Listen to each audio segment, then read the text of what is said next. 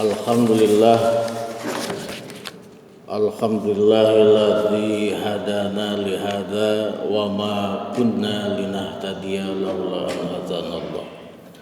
Asyhadu an la ilaha illallah wa asyhadu anna Muhammadan abduhu wa rasuluh. Arsalahu bil haqqi basyira wa nadhira. Wa may yuti'illaha wa rasulahu faqad rasad. Wa may yusimuha yusihuma fa innahu la yadurru illa nafsihi wa la yadurrullaha ta'ala syai'a. Wa ya ayyuhal hadirun ittaqullaha wa taqullaha summa taqullaha faqad fazal muttaqun. A'udzu billahi samil alim. Bismillahirrahmanirrahim. Atiiullaha wa atiiur rasul wa ulil amri minkum. Wallahu a'lam bil murad. Hadirin sidang Jumat rahimakumullah. Al-Qur'an adalah sebagai petunjuk bagi kita semua. Dalam Al-Qur'an dikatakan atiiullah wa atiiur rasul wa ulil amri minkum. Bahwasanya pedoman hidup kita sebagai manusia, yaitu yang pertama adalah Al-Quran,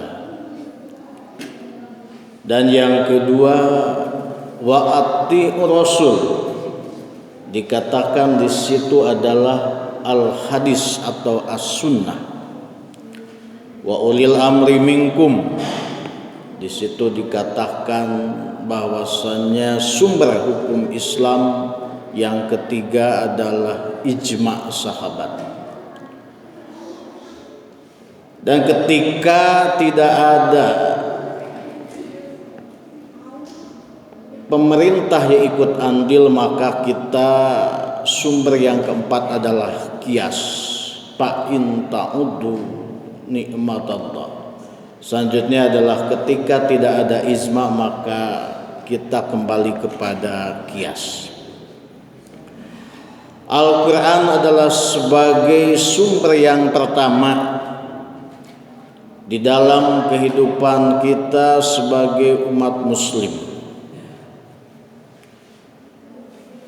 Islam adalah sebagai sumber agama yang fleksibel, agama yang tidak menuntut lebih daripada kemampuan manusia. Oleh karena itu, sebagai sumber hukum Islam, sebagai pengikut syariat agama Islam, maka ada beberapa hal yang patut dijadikan tinjauan asas penetapan syariat Islam. Jadi syariah adalah berasal dari kata sempit dan makna luas. Bermakna luas berarti tentang pengamalan akidah, ibadah dan amalan yang lainnya.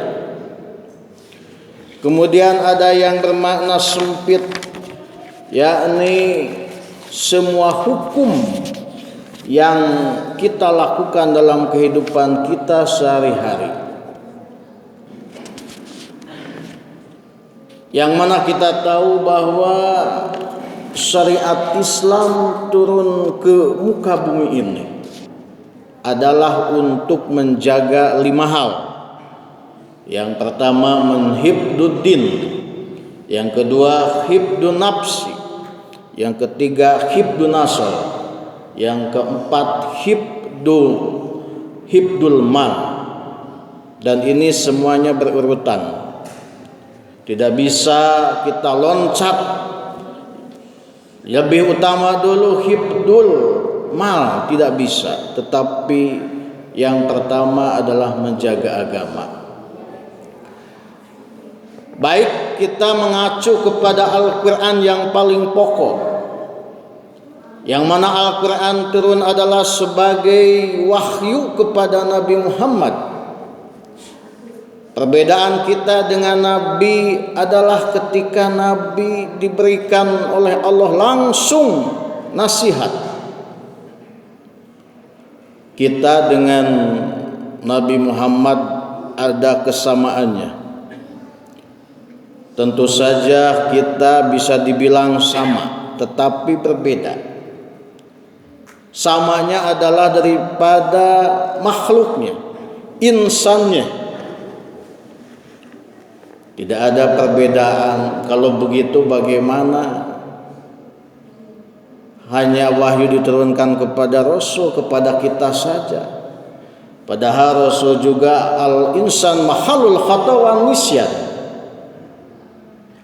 Perbedaan paling mendasar adalah ketika kita diberikan kesalahan oleh Allah tetapi kita tidak langsung diberikan nasihat, kita tidak langsung ditegur kesalahan kita. Berbeda dengan Rasulullah Nabi Muhammad. Nabi Muhammad ketika melakukan salah maka langsung diberi wahyu lewat Al-Quranul Karim tersebut selama 23 tahun lamanya. Jadi kita dengan Nabi Muhammad meskipun sama-sama makhluk tetapi adalah perbedaan daripada langsung ditegur ketika melakukan kesalahan. Yang ketiga, sumber hukum itu adalah ijma. Ijma adalah hasil daripada rebugan para ulama, hasil daripada kumpulan para ulama pada zaman sahabat. Tidak terjadi pada zaman setelahnya, dan hanya ada satu periode, yaitu setelah Nabi Muhammad wafat. Apakah sekarang ijma Muhammadiyah, Nahdlatul Ulama, Persis dan lain sebagainya dikatakan ijma? Tentu saja tidak. Karena sudah tidak memungkinkan adanya perkumpulan persatuan para ulama dari masyrik sampai maghrib. Terjadi ijma hanyalah ada pada zaman setelah Nabi Muhammad SAW wafat. Oleh karena itu banyak sekali di dalam Al-Quran yang dijadikan hasil ijma, baik dari masalah muamalah, munakahah ataupun ibadah. Kenapa sekarang terjadi ikhtilafu ummati, terjadi perbedaan penganut imam mazhab? Kita tidak boleh menyebutkan madhab Syafi'iyah, madhab Hanafiyah atau Hanabilah, tetapi kita adalah pengikut Imam Syafi'i, pengikut Imam Hanafi, pengikut Imam Hambali. Itulah kita. Kita tidak boleh mengatakan saya berbeda dengan Anda, saya adalah madhab Syafi'i, saya adalah madhab Hambali. Itu adalah jelas pemahaman yang salah. Tetapi kita adalah sebagai pengikutnya saja, bukan kita memakai mazhab saja. Itulah setelah ijma tidak ada, setelah Islam berpecah belah dari kekuasaan yang menguasai dunia menjadi terpecah belah sampai sekarang ini, sehingga sudah tidak memungkinkan adanya ijma sahabi, adanya perkumpulan ulama dari seluruh umat Islam sedunia ini. Tentu saja syariat Islam yang datang ke muka bumi ini adalah harus memenuhi persyaratan. Apa saja persyaratan yang kita laksanakan, yang kita gunakan sekarang ini. Yang pertama, syariat Islam ini adalah tidak menyulitkan. Syariat yang turun ke dunia sekarang ini mempunyai asas tidak menyulitkan. Azamul haraj. Yang kedua adalah menyedikitkan atau meringankan beban. Bukan Islam ketika memberatkan umatnya. Bukan Islam ketika membebani umatnya. Taklilut takalif artinya meringankan beban.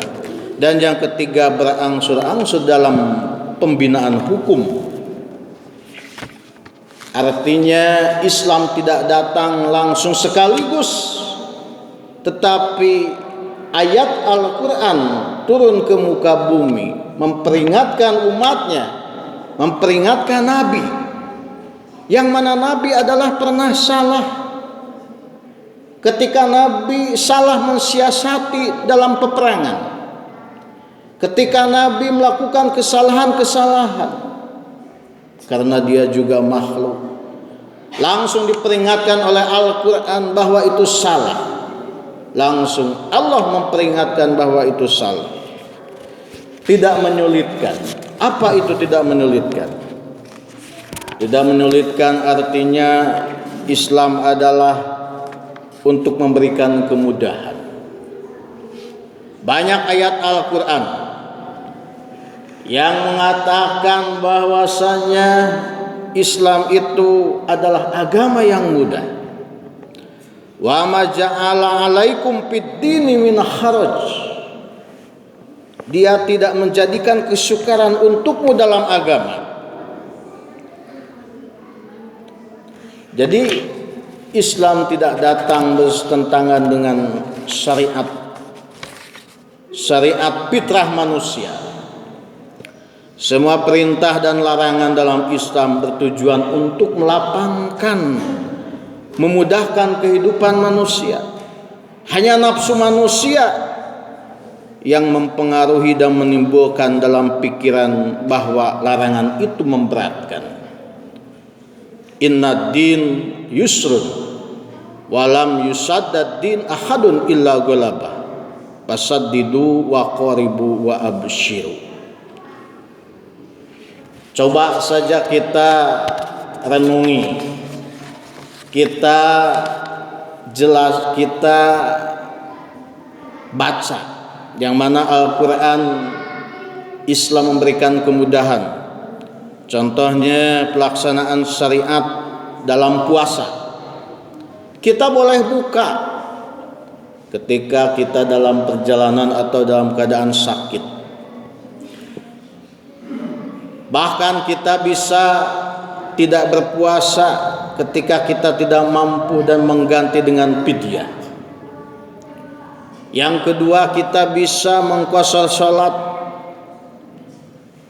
bahkan bisa menjamak ketika dalam perjalanan, dan mengqashar ketika salat yang mempunyai rakaat 4.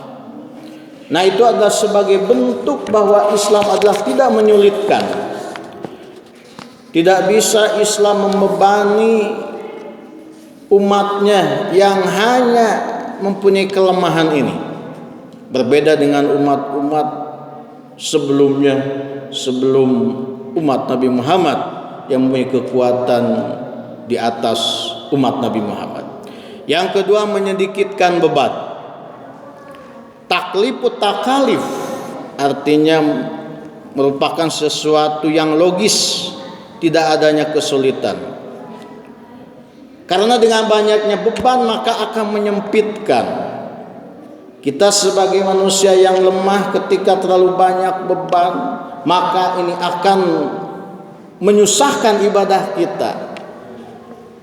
Tidak akan memberi semangat pada ibadah kita. Di dalam Al-Quran surah Al-Ma'idah ayat 101 dan 102, ya ayyuhalladzina amanu la tas'alu an asya'a in tubdalakum tasukum. Ketika kita diturunkan oleh Allah SWT ayat perintah, maka kita tidak usah menanyakan sesuatu yang di luar kemampuan kita. Kita laksanakan saja apa yang telah diberikan, apa yang telah diturunkan oleh Allah dalam ayat-ayatnya secara globalnya. Dan kemudian kita, karena dalam hadis, dalam ayat ini, mereka terjadi bangsa pada bangsa terdahulu, tapi dia mencari jawaban yang tidak diketahuinya, dan setelah tahu jawabannya, maka dia tidak ingin memeluk agama Islam. Oleh karena itu kita tidak boleh membebani umat, masyarakat di luar kemampuan tersebut. Dan yang ketiga, Islam datang dengan berangsur-angsur dalam membina hukum. Ketika ayat tentang larangan untuk minum-minuman keras jelas tidak langsung, dan itu adalah sangat merugikan akal kita, tetapi sedikit-sedikit supaya tidak langsung menjadikan shock pada umat Nabi Muhammad. Itulah syariat Islam yang jelas-jelas fleksibel. Meskipun Islam adalah agama dakwah, tetapi Islam tidak membebani umatnya di luar kemampuan dan di luar fitrahnya. Mudah-mudahan kita semua menjadikan syariat Islam ini bertambah-tambah ketakwaan kita kepada Allah Subhanahu wa taala. Barakallahu li wa lakum.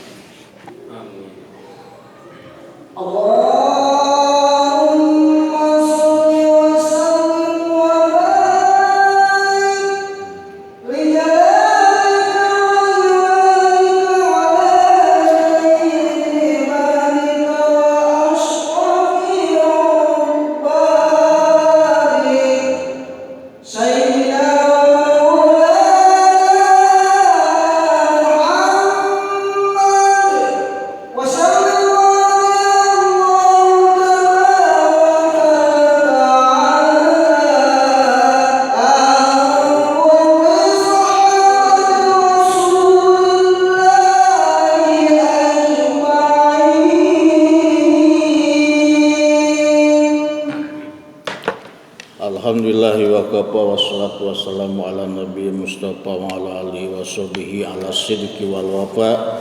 Asyhadu an la ilaha illallah wa asyhadu anna Muhammadar Rasulullah. Allahumma shalli ala sayyidina Muhammad wa ala ali sayyidina Muhammad. Wa ya ayyuhal hadirun ittaqullaha haqqa tuqatih wa la tamutunna illa wa antum muslimun.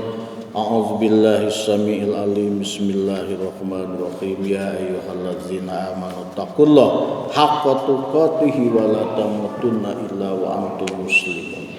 Hadirin sidang jemaah rahimakumullah, marilah kita berdoa kepada Allah Subhanahu wa taala. Mudah-mudahan apapun yang kita lakukan dalam kehidupan kita sehari-hari, ibadah kita mudah-mudahan diterima oleh Allah Subhanahu wa taala. Allahumma sholli wa sallim wa barik amin ya rabbal alamin. Allahumma bilil muslimina wa muslimat wal mu'minina wa mu'minat al ahya'i minhum wal amwat ya qadiyal hajat innaka sami'un qaribun mujibud da'awat. Allahumma nasli lana dinana alladhi wa ismatu amrina wa nasihan dunyana alladhi biha ma'asuna wa nasli lana irtana alladhi biha ma'azuna wa ja'alil hayata ziyadatan lana bi kulli khair wa ja'alil mauta rahatan lana min kulli syarr. Allahumma arinal haqqa haqqan warzuqna ittiba'ahu wa arinal batila batilan warzuqna ijtinabah. Rabbi ij'alna muqimas sholati min dhurriyyatina rabbana wa taqabbal du'a. Allahumma inna na'udzubika minal khammi wal hazan wa na'udzubika min al-'ajzi wal kasal wa na'udzubika min al-jubni wal bukhli wa na'udzubika min ghalabati ad-dain wa qahri rijal. Rabbana taqabbal du'a innaka antas samiul alim wa tub 'alaina innaka antat tawwabur rahim. Rabbana atina fid dunya hasanah wa fil akhirati hasanah wa qina azabannar walhamdulillahi rabbil alamin. Ibadallah, innallaha ya'muru bil ihsani wa ita'i dzil qurba wa yanha 'anil fahsya'i wal munkari wal baghi ya'idukum la'allakum tadhakkarun wa dzikrullahi akbar. Astaghfirullahaladzim li wa lakum. Wassalamualaikum warahmatullahi wabarakatuh.